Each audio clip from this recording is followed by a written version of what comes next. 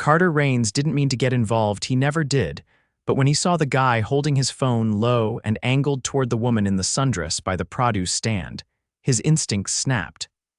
"Hey," Carter called sharply, stepping forward. "What do you think you're doing?" The guy flinched, then tried to play it off.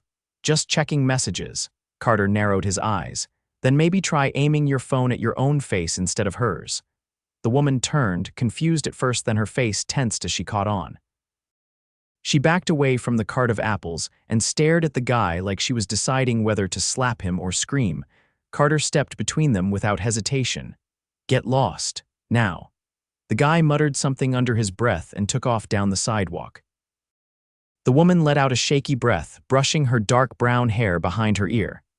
"Thank you, that was weird."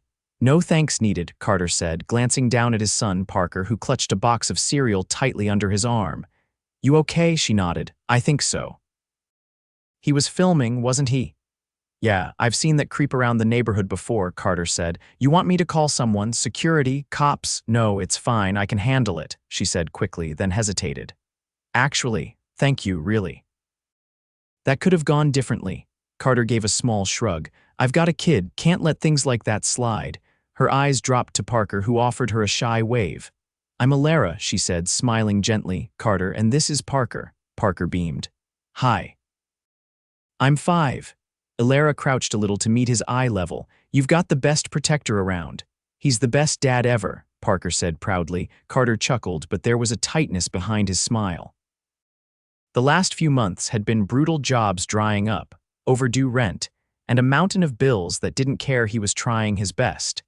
They chatted for a few more seconds before Elara glanced at her phone and winced. "I have to run, but seriously, thank you again." "No problem." Carter watched her walk off, her sundress swaying, before turning to Parker. "All right, little man, let's get these groceries and head home." But the next day, fate had other plans. Carter had just finished hauling a busted radiator out of an old Honda in the back of Jordan's auto when the shop bell rang. He wiped his hands on a rag and walked to the front. She was standing there, Elara. In jeans, a white blouse, and sunglasses perched on her head, looking completely out of place next to the grease-stained counter and the scent of motor oil. "You follow me here?" Carter asked, half joking, half suspicious. Elara smiled. "Actually, I asked around. I wanted to say thank you properly." "You already did." He motioned to the chaos behind him. "As you can see, I'm not exactly running an upscale operation." "Perfect," she said, stepping closer. "Because I want to pay you back with a job." He blinked. "A job?" "I need someone to help repair a few classic cars I've been collecting." "I've seen your work," Jordan showed me your file. "You're good." Carter frowned. "You want to hire me out of the blue?" "You protected me. You didn't know who I was. You didn't expect anything." "That's rare." Carter crossed his arms. "Who are you?" She hesitated, then smiled. "I'm Elara Nolan. I run Nolan Investments. My family owns a few properties around Manhattan, and I'm a millionaire." Carter stared at her. She laughed softly. "That face. Yeah, I get it. But I wasn't joking about the cars. I bought a few old ones, and I want someone who actually cares to restore them. I don't take charity. This isn't charity. It's a job, good money, and you'd be doing something you're actually passionate about, right?" Carter exhaled slowly. "Where? My home. I have a garage space out in the Hamptons. You and Parker can come out on weekends or stay if that's easier. I'll cover everything." He stared at her again. "You're serious, completely?" She held out her hand. "Say yes." He hesitated, then shook it. Her hand was soft, warm, and firm. "Okay," he said. "Yes." The next afternoon, they arrived at her estate. Parker's eyes nearly popped out of his head when they pulled through the gates and saw the ocean view mansion with tall glass windows and a garage that looked bigger than their entire apartment. "Is this a castle?" Parker asked. Elara laughed. "Close." Inside, the house was sleek, modern, and filled with natural light. There was a guest suite prepared for Carter and Parker, a stocked kitchen, and even a playroom. It was too much. Carter felt out of place. But Parker immediately settled in, playing with a toy truck Elara had left on the bed. The garage was even more impressive. 3 vintage cars sat in various states of disrepair. Carter immediately fell into a rhythm. Tools in hand, grime under his nails, he felt like himself again. Later that night, Elara found him in the garage, sleeves rolled up, grease on his forearm. "You settle in okay?" she asked. He nodded. "Parker's already planning to move in full time." She smiled. "I wouldn't mind." He looked at her.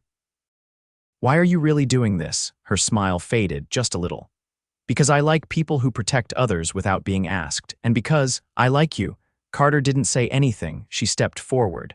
"I know this is fast, but I've been around people who only see me for my bank account."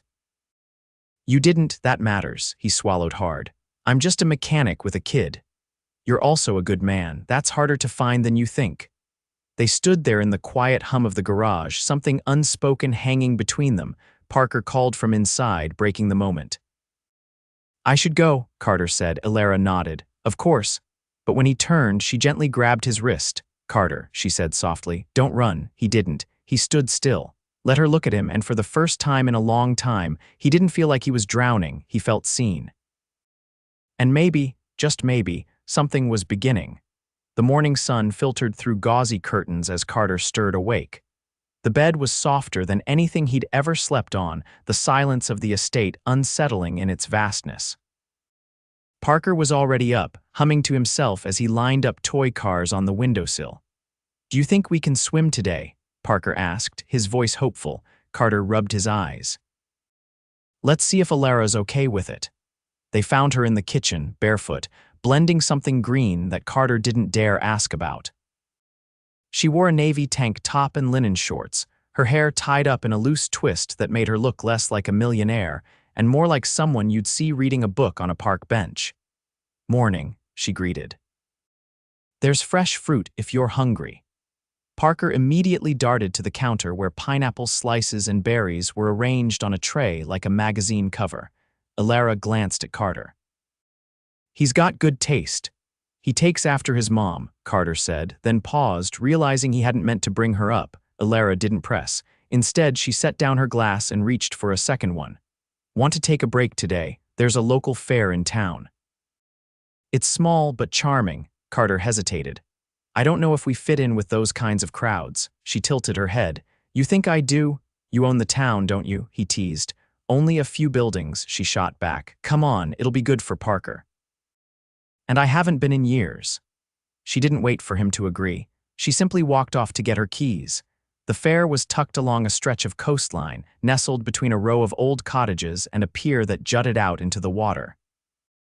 It smelled like fried dough and salt air, and Parker immediately begged to go on the carousel. Carter watched him from a bench, arms folded, while Elara returned from a nearby stand holding 2 lemonades. "I haven't done this in forever," she admitted, handing him one. "You don't strike me as the fair type." "I'm not, but I loved it when I was a kid. My dad used to bring me before everything got complicated." Carter glanced at her. "You talk about him like he's not around." "He's not." She sat beside him, her expression unreadable. "He passed away when I was 19. I inherited Nolan Investments 2 years later." Carter nodded once. "That explains a few things." "Like what?" "You walk like someone who learned to lead by necessity." She blinked, surprised. "That's accurate." They sat in silence for a moment, sipping lemonade, watching Parker shriek with laughter as the carousel spun. "I've been thinking about expanding the garage," she said suddenly. "Turning it into a restoration business. You'd run it, full control." Carter turned to her. "We just met. I don't offer things I don't mean, and I don't misread people." "You sure about that?" She leaned back, eyes on the horizon. "I'm not impulsive, Carter. I'm decisive." He didn't answer right away. The wind tugged at his shirt, the scent of sea and sugar in the air, and for a second he imagined what it would feel like to stay in this world not as a guest, but as someone who belonged. "Let me think about it," he said finally. "Of course." That night, Parker fell asleep early, sun-tired and happy. Carter stepped out onto the patio to find Elara sitting by the pool, her legs tucked beneath her, a book in her lap that she wasn't reading. "I forgot how quiet it gets here," he said. She looked up. "Sometimes I hate it." "Why?" "Because it reminds me how alone I've been." Carter pulled out the chair beside her and sat. "You don't seem lonely." "I'm good at pretending." He looked at her, really looked. "Why me?" She didn't answer right away. Instead, she closed the book and set it aside. "Because you're not playing a part. You're not interested in what I can give you, and you look at me like I'm a person, not a headline." He exhaled slowly. I feel like I'm waiting for this to fall apart. It won't, she said quietly. Not unless you walk away. He didn't respond, but he didn't move either. The next few days passed in a blur of sunlit afternoons and late-night conversations. Carter worked on the cars by day, Parker explored every inch of the property, and Elara, despite her meetings and calls, made time for them both. One evening, after dinner, she found Carter in the garden, staring out at the ocean, lost in thought. I talked to my lawyer today, she said, her voice soft. I'm setting up the business. Your name's going on the paperwork. He turned to her, caught off guard. You're serious? I'm always serious. He ran a hand over his face. That's a lot of trust. It's not trust, she said. It's certainty. He didn't know what to say to that. She stepped closer. You keep waiting for the catch, but I'm not hiding anything. That's the thing, he said quietly. I am, her brow furrowed. What do you mean? He swallowed hard. I've got debts, stupid ones. I took jobs that didn't pay, tried to make ends meet, but things got worse. I'm behind on rent, behind on everything, and I can't promise I'm not bringing a mess with me. Elara didn't flinch. Then let me help. I don't want a handout. Then don't take one. Take a future. He looked at her, eyes tired but clear. Why are you doing this? Because I'm falling for you, she said softly. And I don't care if you're broke, I care that you're good. Something shifted in him then. The walls he'd held up so long began to crack. You're not making this easy, he muttered. Good, she whispered. You've had enough hard. And then, without hesitation, she reached for him, and for the first time since his world had fallen apart, Carter let someone reach back. Carter glanced at his reflection in the tall mirror near the estate's foyer, adjusting the collar of his cleanest shirt. It hung slightly loose on his frame, the fabric stiff from being air-dried the night before. He looked out of place against the polished marble and brushed silver fixtures, but it would have to do. Elara wants us ready by 6, said Clara. The housekeeper Elara had arranged for the weekend to stay with Parker. He's already eaten. I'll keep him busy with puzzles and his paint set. Carter nodded, grateful she didn't ask too many questions. Parker had been glued to the art nook she'd set up, blissfully unaware of the shift brewing between his father and the woman changing both their lives. Elara descended the staircase with a quiet elegance that made Carter forget his own name for a second. She wore a backless navy dress that shimmered faintly when she moved, her hair twisted into a braid that curved across one shoulder like it belonged in an old oil painting. You clean up well, she said as she reached the bottom step. I borrowed your iron, Carter replied. I think it was judging me. She laughed, a rich, melodic sound that wrapped around him like silk. Come on. The driver's waiting. The car, a sleek, obsidian stretch vehicle, took them into town, but not toward the fair or the shops. Instead, they pulled up outside a sandstone building lit by amber sconces and flanked by 2 doormen in tailored uniforms. Carter hesitated. What is this? A gala, Elara said casually. Charity auction. My name's on the board, so showing up matters. You didn't mention this earlier. I figured if I told you in advance, you'd find a way to back out. He gave her a look. I'm not exactly black tie material. I'm not looking for polished. I'm looking for real, she said, stepping out of the car. Besides, you're not here as a prop. You're here as my date. The word landed in his chest like a dropped weight. Inside, the ballroom shimmered with candlelight and conversation. Waiters in white gloves glided past carrying champagne trays. A string quartet played near the back, and guests drifted between exhibits of abstract art and silent auction tables. Carter kept his hands in his pockets, eyes scanning the room. You don't have to talk to anyone you don't want to, Elara said as she accepted 2 glasses of champagne and handed one to him. Just stay close. He leaned toward her slightly. That part's not hard, she smiled without turning, her voice low. You're getting better at this, pretending I belong. No, letting people see you. They moved through the crowd, pausing at a sculpture made entirely of salvaged shipwreck metal. Carter tilted his head. How much do you think that thing's worth? Probably more than my car. You have 3 cars. Elara laughed again, but this time it was softer. You're the only person I've brought here who's ever noticed that. Before he could reply, a voice behind them interrupted. Elara. They turned to find a tall man in a sharp gray suit approaching, his smile polite but distant. Didn't expect to see you here this early. Grant, she said coolly. I thought you were in Zurich, back this morning. You're looking well. She didn't introduce Carter, so Carter stepped forward. I'm with her. Grant raised a brow. Oh, Elara slid her arm through Carter's. Carter, this is Grant Lowell. He handles international real estate development. We worked together briefly. Grant's gaze lingered on Carter's worn shoes. Briefly, yes. Surprised to see you escorting someone without a last name I recognize. Carter didn't flinch. We're not here for the names. Grant turned back to Elara, ignoring him. I'll let you enjoy your evening. Though I imagine we'll be bidding on the same piece later. As he walked away, Carter leaned in. Friend of yours, ex-fiancé, she muttered. It ended badly. He didn't like being told no. Carter stared after him. He's got the kind of face you want to punch. You'd be the third person to tell me that. They drifted toward the far end of the room, where a balcony overlooked the city.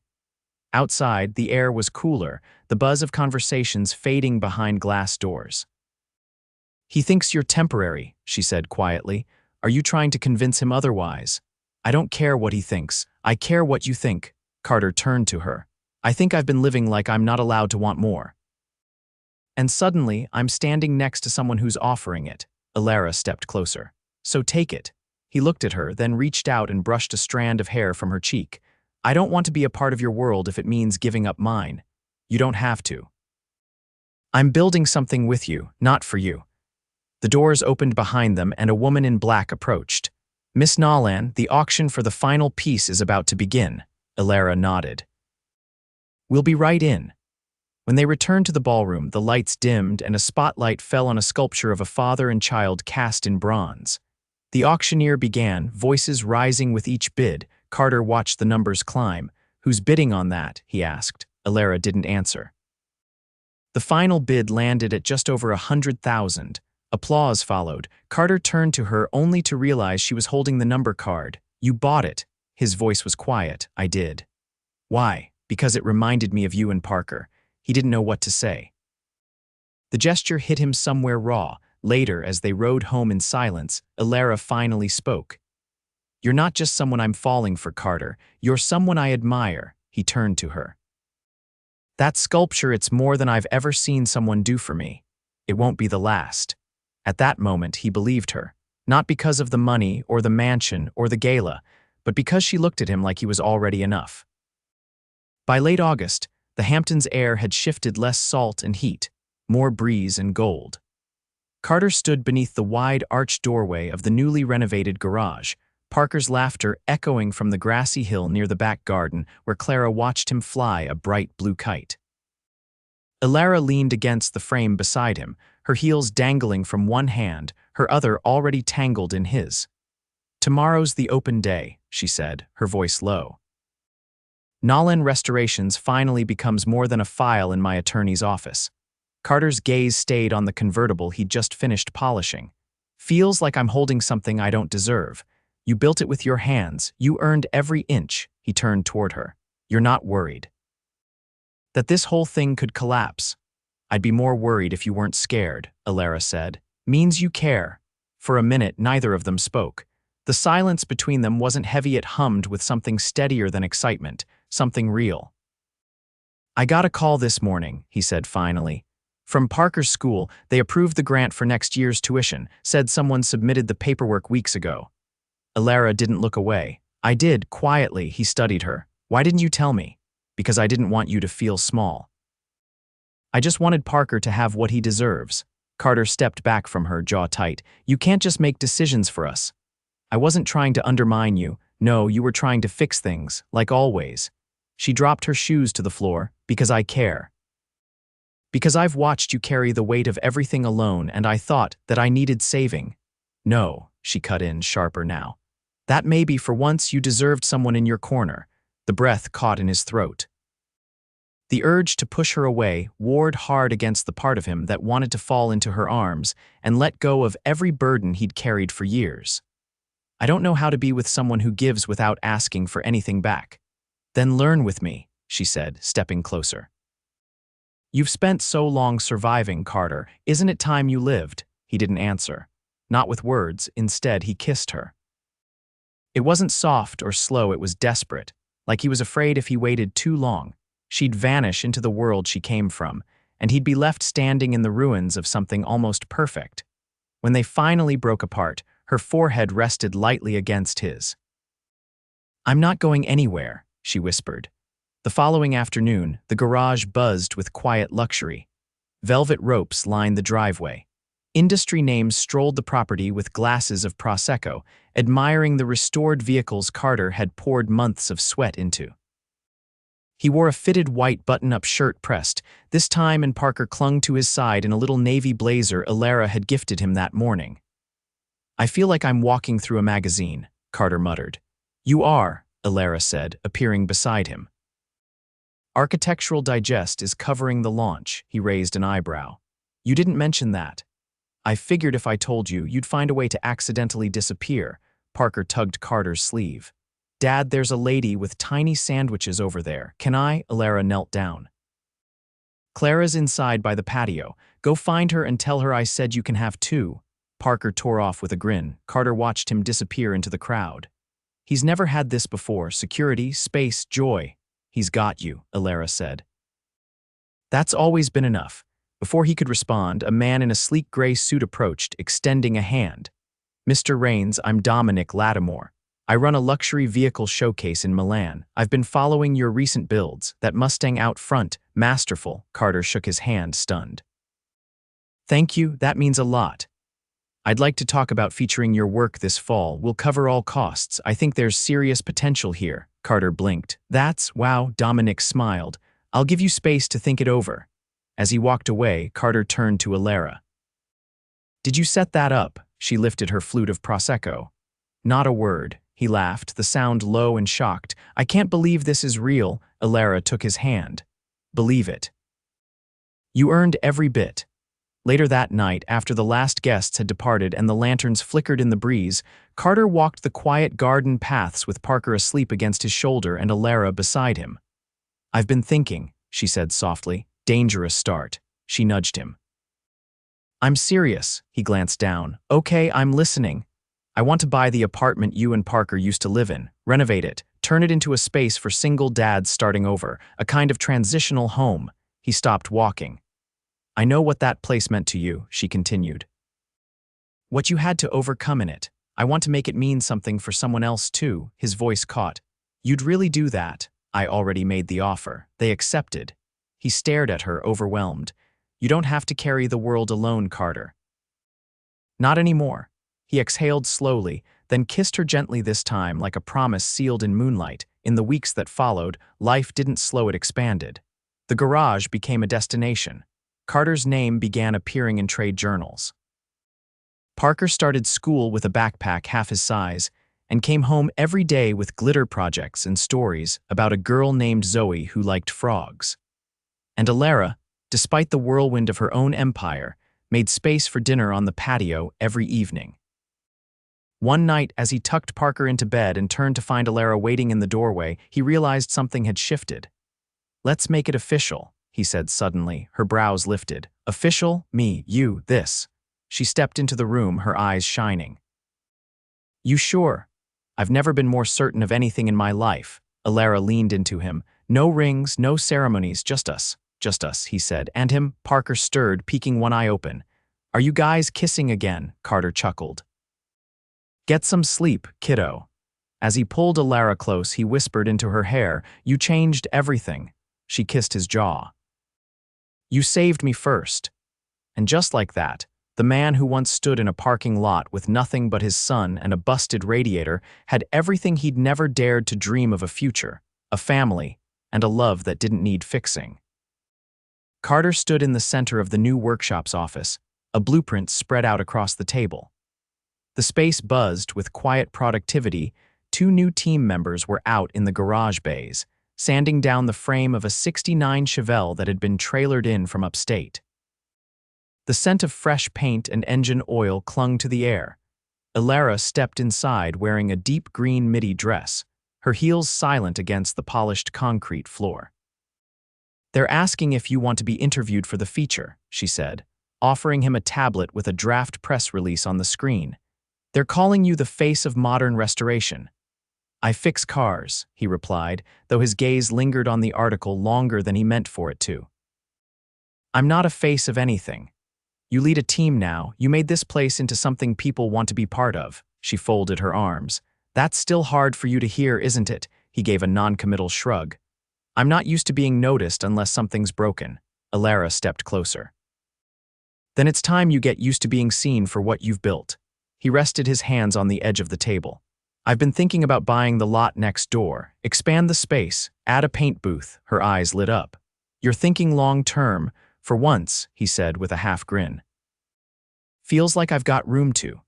Elara reached into her bag and pulled out a narrow black box. Then this seems like the right moment, he raised a brow. What is it? She handed it over. Inside was a key, not the kind for a car. The head of it was engraved with his initials. I had the deed transferred this morning. The house behind the garage yours now. I closed on it last month. Carter's breath caught. You bought me a house. No, she corrected gently. I bought us a home, one without gates and marble floors. One where Parker can have a dog, and you can spend your mornings in the backyard covered in grease and grass instead of concrete dust. He looked up at her, eyes searching hers. You're sure? I've never been more. That night, they walked through the empty house together, bare walls, hardwood floors, the echo of their footsteps filling each room. Parker ran ahead, his sneakers thudding against the hallway as he declared one of the bedrooms his own, before collapsing on a pile of paint swatches with dramatic flair. In the kitchen, Carter reached for Elara's hand. Let's make it ours. She leaned her head on his shoulder. We already have. Fall settled in with its amber leaves and cooler mornings. Parker started bringing home drawings of their new dog, a mutt they'd adopted from a shelter with ears too big for its head, and a name he insisted on choosing himself. Rocket. Carter spent his evenings at the house, installing shelving with Parker's help and occasionally letting him hold the flashlight, though the beam always drifted off target. On weekends, Elara joined them, often arriving barefoot with takeout and a bottle of red wine tucked under one arm. One rainy afternoon, Carter found her in the unfinished living room, barefoot as usual, staring out the floor-to-ceiling window. Thinking about business, he asked as he stepped in behind her. Thinking about forever, she replied. And if it ever really feels like enough. He moved in front of her, brushing her hair behind her ear. Depends on who you're building it with. She reached into her sweater pocket and pulled out a small, worn envelope. What's that? My father's last letter.